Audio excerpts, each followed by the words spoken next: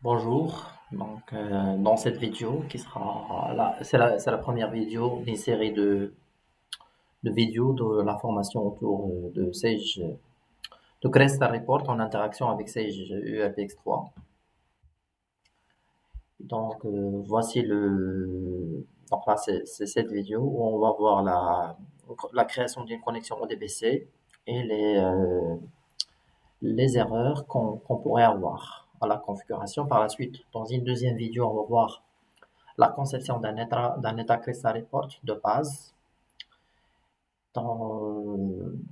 Ensuite, dans la troisième vidéo, on va voir la déclaration de l'état dans X3, le passage de paramètres, la configuration dans les codes d'impression et les valeurs par défaut et faire des tests. Ensuite, on va faire l'analyse et description des options les plus demandées dans un état Crystal Report. Par la suite, donc il y aura une deuxième étape où on va voir d'autres fonctionnalités plus avancées. Dans la vidéo numéro 6, on va voir les sous-états, pourquoi les utiliser et comment les utiliser. Dans la vidéo 7, on fera une introduction au tableau croisé dynamique et on va voir les options les plus demandées et utilisées. Donc, pour l'ODBC, donc, on pourra lancer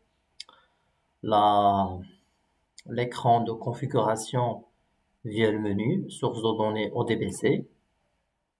Donc là, voici la liste des connexions ODBC que j'ai actuellement. On peut ajouter une nouvelle via le bouton ajouter. Je sélectionne le driver de la base de données que nous avons. Actuellement, moi j'ai SQL Server. Donc je donne un nom, Crystal X3 formation.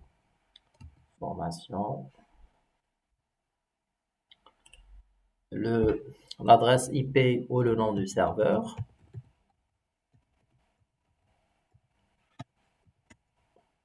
anti-slash, le nom de l'instance.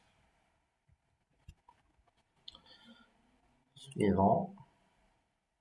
Donc là, comment on utilise une connexion d'authentification mixte. Par la suite, le nom. Donc là, je travaille avec le dossier site, le dossier démo de CGX3 et le mot de passe. Suivant. Dans cette partie, je laisse les paramètres par défaut aussi. Et on pourra tester notre source de données et les configurer correctement. Par la suite, on va voir certaines erreurs qu'on pourrait avoir à la configuration de la connexion et le genre de message d'erreur. Donc comme ça, on aura des références ou des erreurs de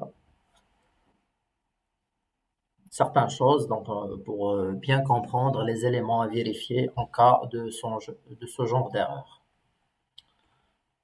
Donc là, par exemple, là,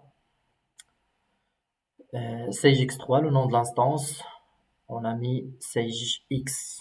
Et là, on a ce message d'erreur. La même chose, on a fait la même chose, une simulation. Donc là, avec les éléments corrects dans Management Studio.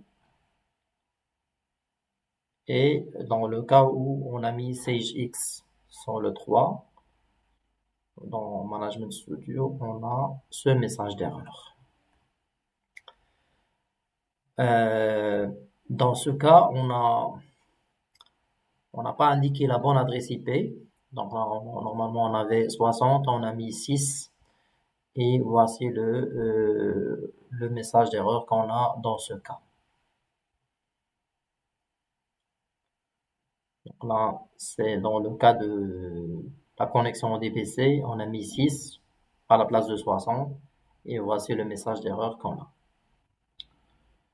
Donc, dans un autre cas, c'est le mot de passe qui est erroné. Et voici le genre de message d'erreur qu'on a avec le code erreur 18456. La même chose, on l'a fait avec la connexion ODBC. Et voici le message d'erreur qu'on a dans ce cas aussi. Donc, voici les cas possibles ou les erreurs fréquentes lors de la connexion, de la création d'une connexion ODBC. Donc là, on a configuré la connexion ODBC parce que c'est la première des choses qu'on aura besoin une fois qu'on veut créer un nouveau rapport. On aura besoin d'indiquer la connexion. Une connexion, donc là, si j'ai la connexion, je le sélectionne. Sinon, si c'est la première utilisation, je clique sur créer une connexion ODBC et je sélectionne ma connexion. Par exemple, là, je viens de mettre x3-format. Je mets le mot de passe. Je sélectionne ma base de données et je mets terminé. Il va chercher, il va me proposer. Donc là, je peux développer ma base de données, mon dossier et sélectionner la table que je veux afficher. Par exemple, la table S-Order.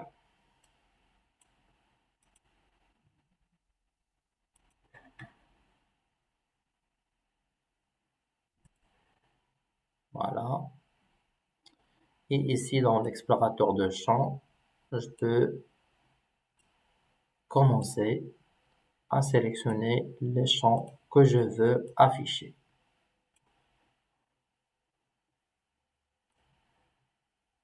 Je fais glisser, déplacer. Voici pour la première vidéo où on a configuré la connexion ODBC et on l'a exploité dans Crystal Report.